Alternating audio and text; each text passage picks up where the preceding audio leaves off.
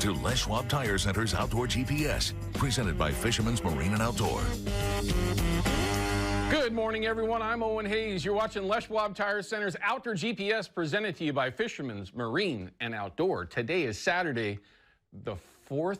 Be with you. Yes, I love Star Wars. I'm Gen X. What can I tell you? Today we got a great show lined up for you.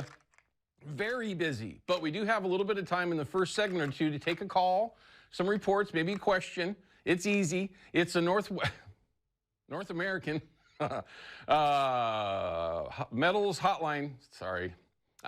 503-548-6777. Questions, comments, reports. We've got a little bit of time early to take those calls, so if you want to, call us up. We'd love to hear from you. Lots of ways to follow along, and if you've been sending photos in, pay attention here in a minute or two. We're going to start showing those photos, and it's kind of a PSA thing. It does take a couple of weeks for your photos to show up here on air because we got a lot of them, and we want to see a lot more. We'll show you exactly how to send those over. It's very, very simple, I promise. Most of the time.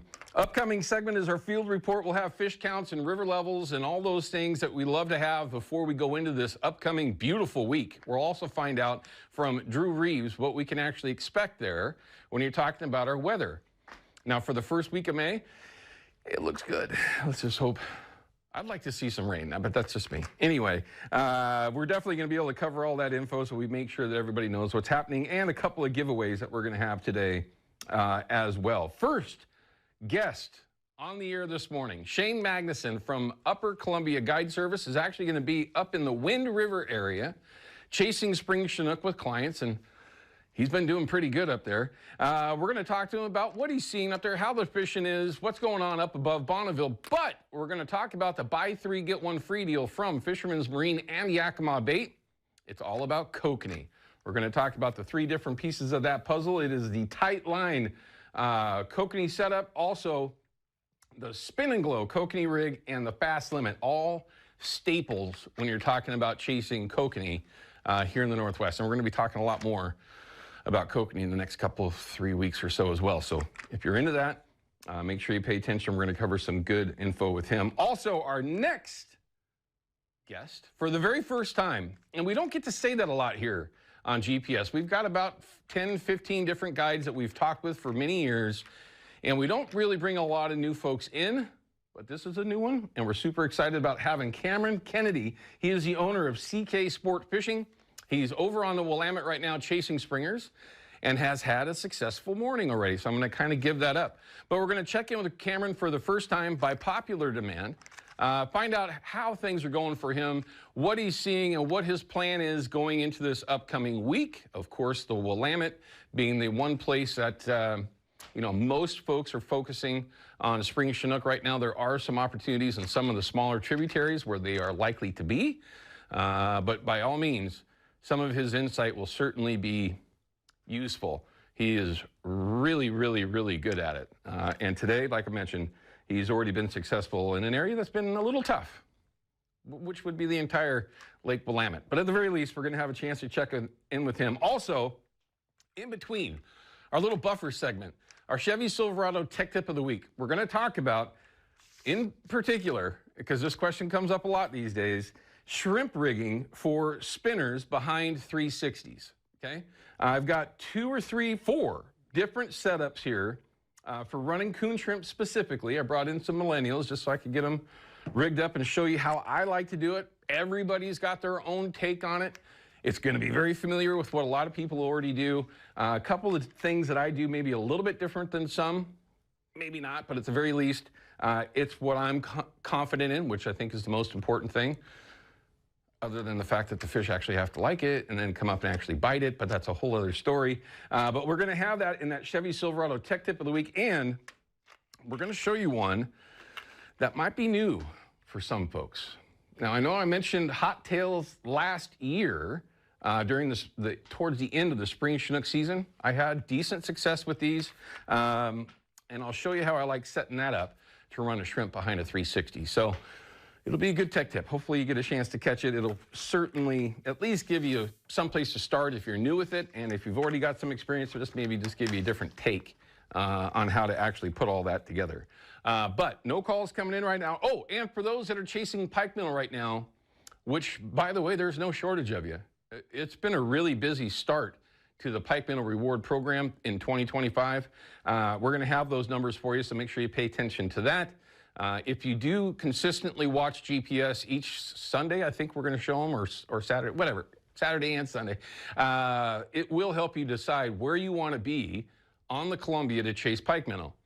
It's an advantage. Come to find out, some of the top folks pay a lot of attention to that, which is good.